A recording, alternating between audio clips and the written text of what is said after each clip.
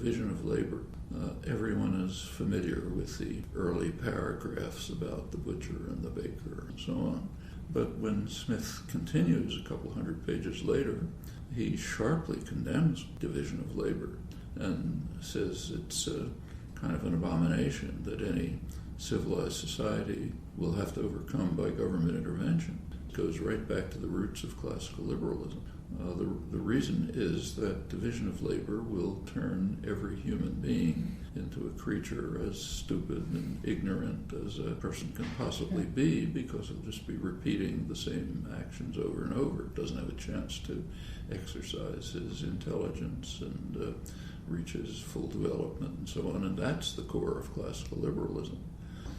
Another interesting case is the notion of invisible hand. And if you look at the context in which it's used, basically a critique of contemporary neoliberalism. He uses it again in his other major book, Moral Sentiments. And what he says there is interesting. He argues that even if you have a cruel and vicious landlord who takes all the land and so on, nevertheless his natural concern for the happiness of other people will lead him, as if by an invisible hand, to make sure that the necessities of life are distributed as equally as they would be if there was an equal distribution in the first place. And of course that's based on his conception, shared with David Hume and others, that a core element of human nature is sympathy.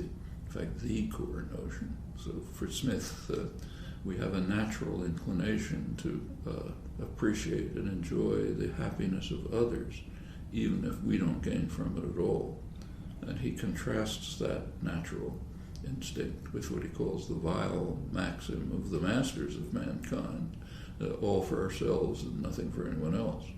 And he evidently thinks that the benevolent element, which is the core of human nature, will overcome the impact of the vile maxim. Those are his uses of invisible hand. This is pre-capitalist thinking. Now, he wasn't entirely pre-capitalist by any means.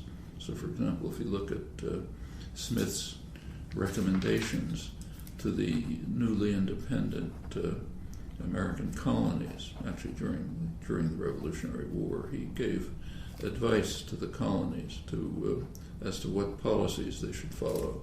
And the policies he advised are what are called sound economics, basically the Washington Consensus, neoclassical economics, just what's told to the third world today. So concentrate on what you're good at, what later was called comparative advantage. For the colonies, he said, produce primary products. Don't try to develop industrial products because England is much superior. That's contemporary economics. Well, of course, the colonies were independent, so they didn't have to follow sound economics. What they did is block British manufacturers with very high tariffs, the highest tariffs in the world, well into the 20th century. Smith also urged the colonies not to try to monopolize the agricultural products where they had a natural advantage. What he was thinking of primarily was cotton. Cotton is kind of the oil of the early Industrial Revolution. And again, that's what sound economics is, but the colonies did the opposite. So they did develop a huge cotton production through slavery, the most radical violation you can imagine of market principles, and also by conquering half of Mexico. One of the goals of the conquest of half of Mexico was to try to monopolize cotton.